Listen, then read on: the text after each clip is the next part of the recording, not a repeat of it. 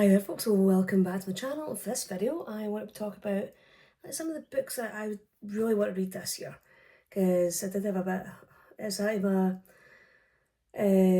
dry spell for reading just seems to be getting out of hands.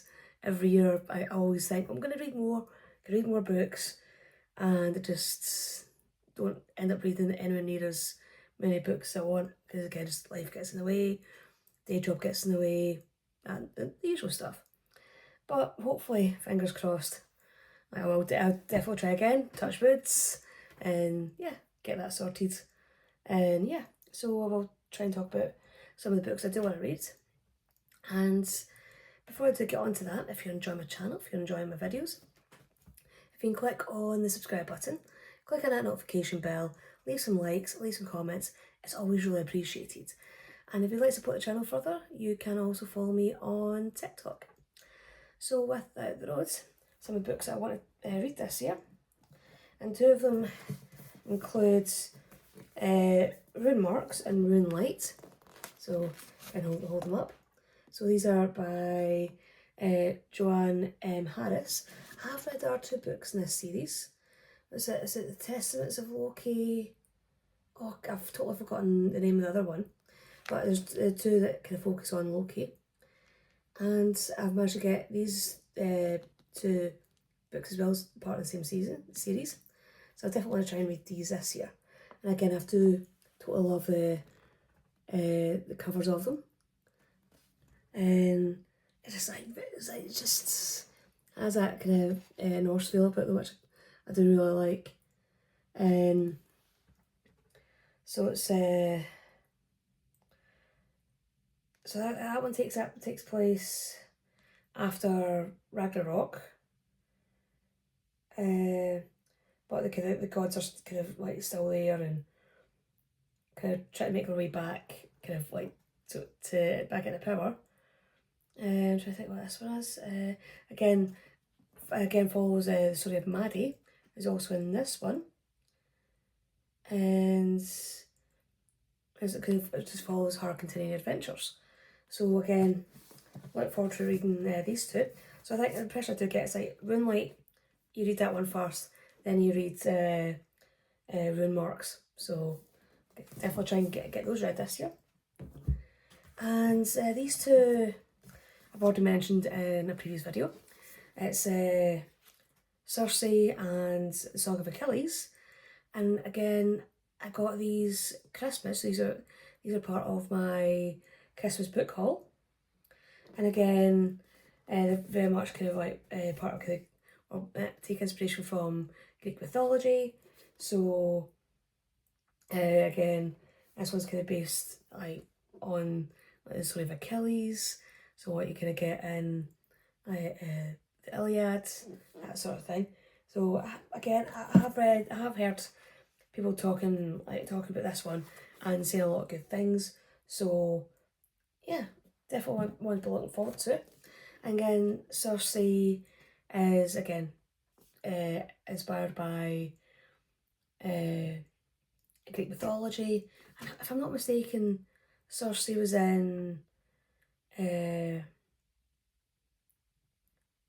it oh, it's it's not that, it's essentially the sequel to the Iliad. Is it the Odyssey?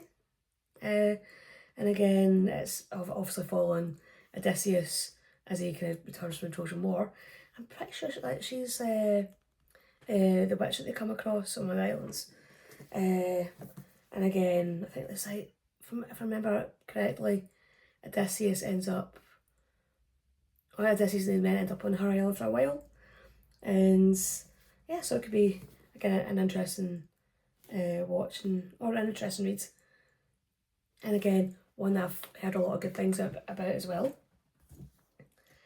And this is a book that I did pick up last year when I went to the Morally Grey bookshop, which is actually just off, you can send an industrial estate just on the edge of Glasgow, and they could do a lot of like the romantasy kind of books and that sort of thing.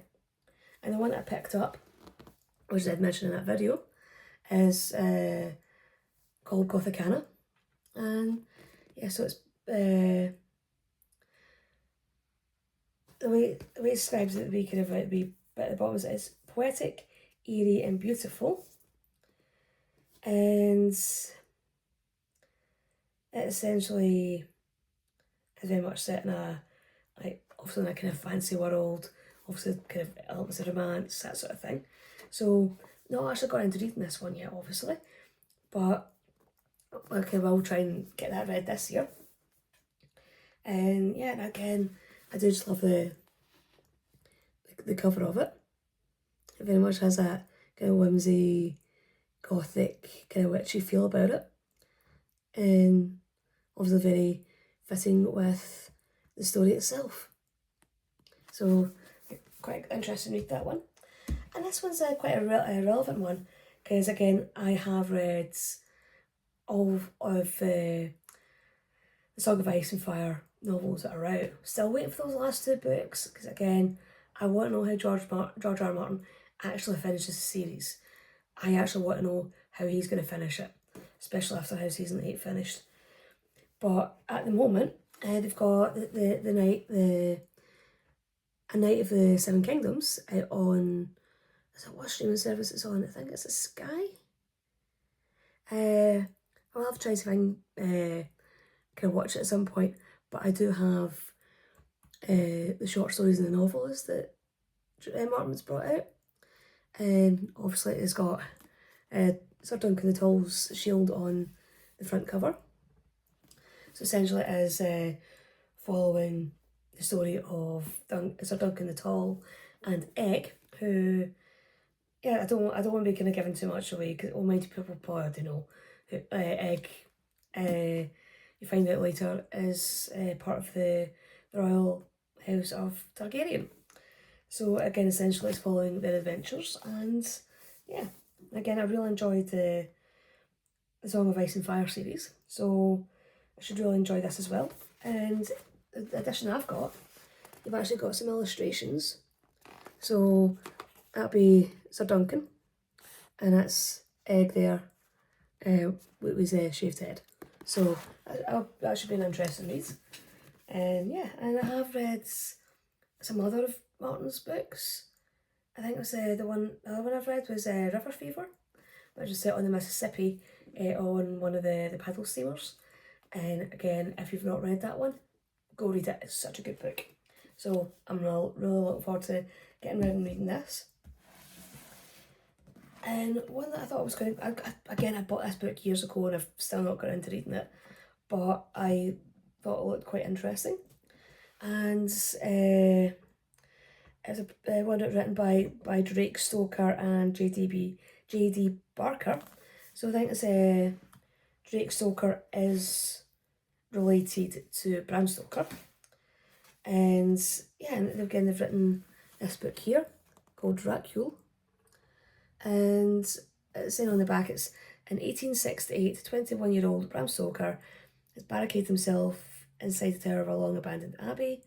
He's armed with mirrors and crucifixes, holy water, some white roses, a notebook and a gun. His only solace is a bottle of brandy. His fervent prayer is that he will survive the night. Time is short. Determined to leave a record of what he has witnessed, the young man begins to write, and the tale he tells is an extraordinary one. For on the other side of the locked door waits an ungodly nightmare that he hoped ended years before. Speculation still surrounds what was in the missing 100 pages of original Dracula. Inspired by the notebooks and journals Bram Stoker left behind, Dracula takes us back to the very beginning to reveal what drove him to write one of the most terrifying stories ever told. So, not necessarily a retelling of Dracula, but again, telling an adjacent story. And I do love how a lot of kind of modern books now do have these really kind of interesting covers. Again, it just gives you that wee kind of glimpse into the story, and kind of, obviously, for a very good reason, try and kind of get your attention and drag you in. But again, definitely a cover I definitely do think works, because you do get some covers for books out there that are just so bad. It's atrociously bad. And again, yeah, a bit of a pile there. And I am currently reading a book just now, which hopefully we'll be finishing soon and get on to do a wee video about. And yeah, so hopefully be doing some more book reviews this year, and again making some reading suggestions for you all. So hopefully you'll have enjoyed this video, hopefully you'll found it interesting, and I'll see you all in the next video. Bye bye.